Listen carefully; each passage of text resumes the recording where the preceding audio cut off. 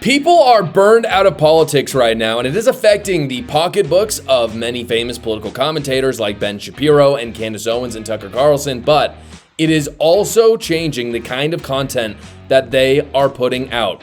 Tim Pool, who I think is about as knowledgeable in the conservative commentary space as anyone, posted what I think is one of the most honest, most candid summaries of what is happening in political media right now. Right now, guys, views are down. People are not watching, and it is making people like Candace Owens and Tucker Carlson do crazy, crazy things. Here is the full unedited clip of what Tim says. There's a lot of conversations that are happening behind the scenes with prominent personalities in the independent media space, libertarian, conservative, etc. And I spare drawing people into drama. That's why I'm not going to call anybody out. But I've been talking to a lot of people, and I've mentioned this over the past week or so. Everybody knows that views right now in politics are in the gutter. Okay. Candace is doing very, very well, though. Right. And I think, look, if you want to get my professional marketing assessment of this, you take a look at some of these prominent personalities, and I don't want to denigrate, so I'm not going to name them, but guys, I'm telling you this right now. Go on YouTube, pull up whatever conservative personalities that you've heard of, and look at their view count, and you'll see they've dropped dramatically. You'll also see Candace is doing pretty dang well. The conversation behind the scenes, everyone knows why. It's exactly as you've described.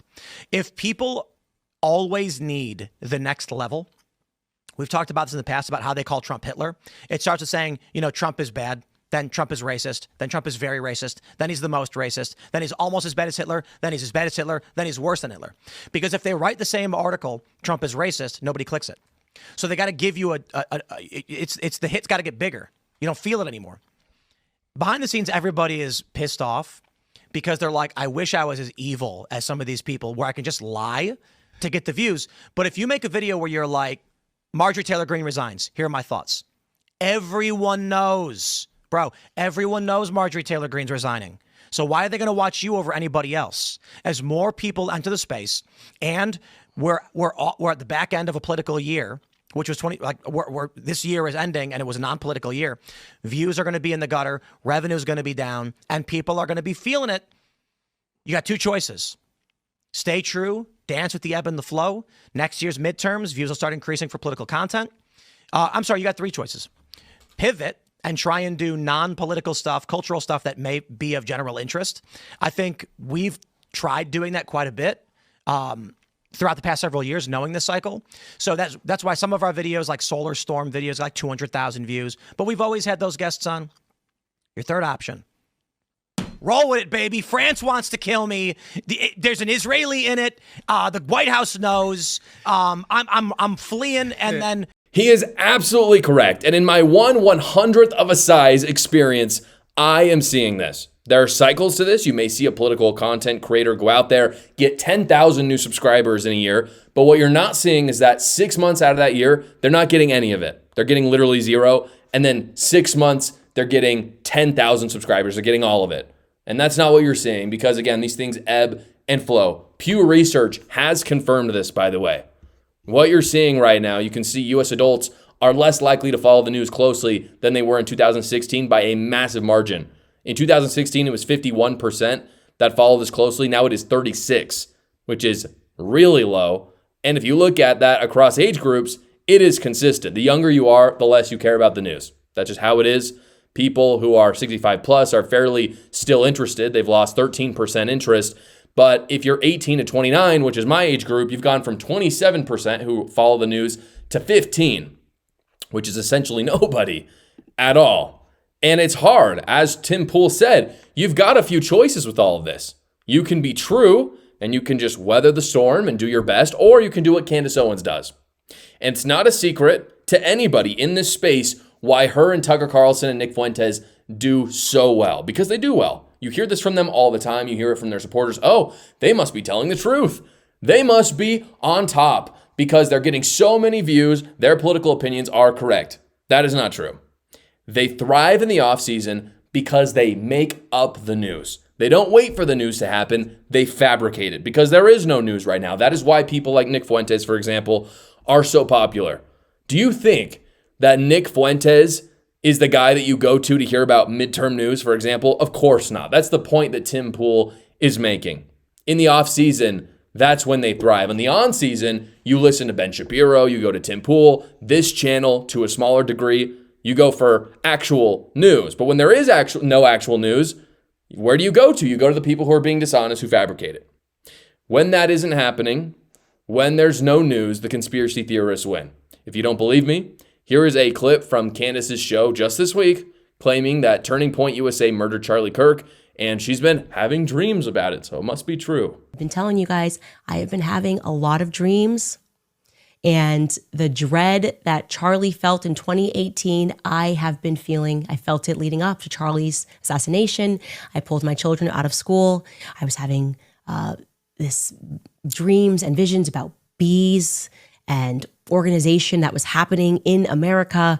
I have a sense of dread that a lot of these events that are happening, these inexplicable events like the Malibu fires, these sort of coastal events, the Texas floods, that this is not happening by accident, okay? I have a feeling of a sense of dread that the Fed is taking from Americans right now, and that we are heading toward war. That is not political commentary. That's just making things up for views. Candace Owens is a false prophet. She has all the makings of a false prophet. She does this for a living. She has made millions at this point off of it. And hey, she's getting the views. Like, she's very popular, very rich. She's just sold all of her integrity to get there. Fortunately, there are a few who have the integrity to call it out. I want to call those people out for the good things they're doing. Today, I'm highlighting Tim Pool. He posted this today. He said, in the sociopath influencer world, there's no amount of money that will never be worth it. That is Candace Owens' world. Publishing texts out of context posts and attempting to eviscerate Charlie's legacy seem to be worth every penny to Candace. Perfectly said. That's what she does. Here's a tweet Candace Owens put out just this week. She said, I received information last night that put the final pieces together for me. She said that 80 times. I now can say with full confidence that I believe Charlie Kirk was betrayed by the leadership of Turning Point USA. By the way, who's the CEO? Erica Kirk. So that's interesting. She says, and some of the very people who eulogized him on the stage. Yes, I will be naming names and providing evidence for my claims. She didn't. And I'm making a personal plea to every well-meaning person who donated to this godforsaken organization to request a refund. You were lied to, and leadership knew. So at this point, she wants to completely take down the most conservative and most, frankly, successful conservative organization of the century. The organization, I really don't think Donald Trump would have gotten elected without Turning Point USA. I really believe that. It has done so much for the conservative movement. Candace Owens just went on, said she had evidence, said the leadership literally assassinated the leader of their organization, had none of the evidence, and wants to destroy it. She is calling on people to rescind their donations. And after that, it's just become a stereotype at this point. This is just another Tuesday, by the way. Like, you're reading that tweet. If you don't follow Candace Owens, good for you. That's a good thing. But if you see that and you think, wow, that's crazy that she would say something like that, she says these things every single day. It has become such a stereotype at this point. It is very easy to replicate. Tim Pool tweeted this out in response. He said, I received information this morning that put the final pieces together for me. I now can say with full confidence that I believe Charlie Kirk was betrayed by Candace Owens and some of the very people who claimed to be his friend. Yes, I will be naming names and providing evidence for my claims. And I'm making a personal plea to every well-meaning person who donated to this organization to say, thank you. You were lied to, and Candace knew. It's that easy, guys. It's that easy. And Candace fans saw this tweet, by the way, and said, oh, you're full of crap. You're being disingenuous. Exactly.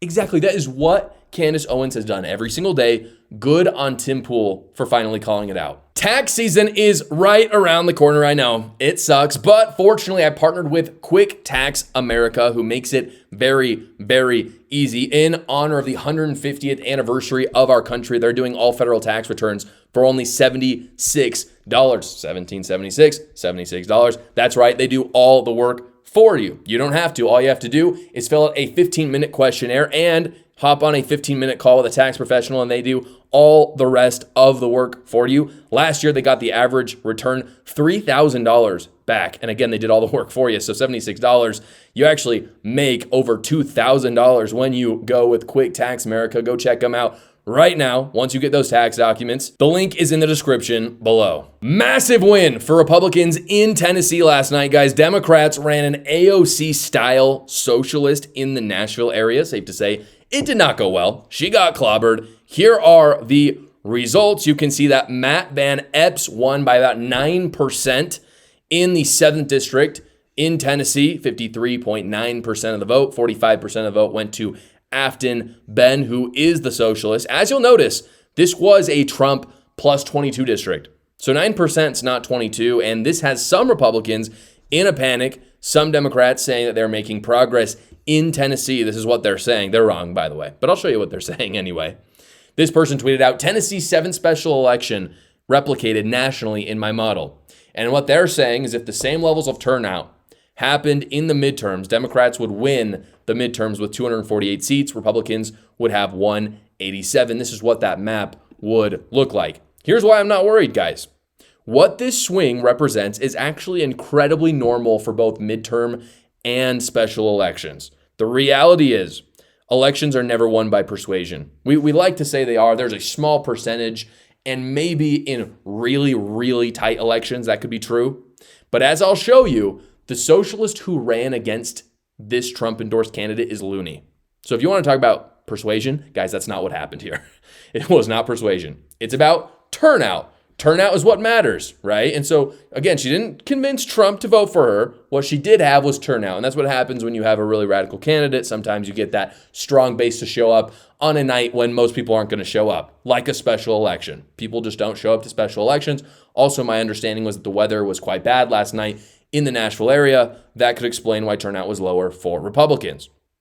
By the way, that's always true for an opposition special election candidate, whether it's on the left or the right. When you're the opposition, you show up stronger. They tend to have a higher turnout. But turnout will be higher for Republicans in 2026 than it has been for this special election. Turnout will be even higher for 2028, presumably, when J.D. Vance is running and will most likely be the Republican nominee. Just to show you how crazy of a candidate Dems ran, this girl's crazy. I mean, really crazy. To run her in Tennessee is insane. Here's a video of her saying she wants police just gone, abolished. Currently involved in a transformative justice seminar. And so it's how to imagine a world without police and what that looks like and what community mechanisms look like, how people can not police themselves, but what, for example, if you experience sexual assault, like what is the reconciliation process and what does transformative justice look like? Because as we know, like you can't take those things to court. Like, you know, our legal system is terrible when it comes to retribution. So anyways, all that to say is that like, I hope all of you, so one, I'll have a podcast on it and I highly recommend, like, if it's been difficult for all of you to imagine a world without police, please tune in to maybe not this episode, but the next one, because I'll talk about, things I'm learning and growing as an organizer, because I think, especially for those of us, that are young, like, and talking to our parents about what police abolition looks like, that, we can do it. And Yeah, I'm not worried about losing Tennessee. No wonder she lost. She's crazy. If Democrats really want to go after competitive seats in 2026, I'm not naive about that. I'm never going to be the conservative out here just saying, no way we could lose. 100% we could lose. It happens all the time. Happened in 2020, happened in 2018, happens with plenty of special elections that have gone on this year. I'm not naive. I think that they can do it.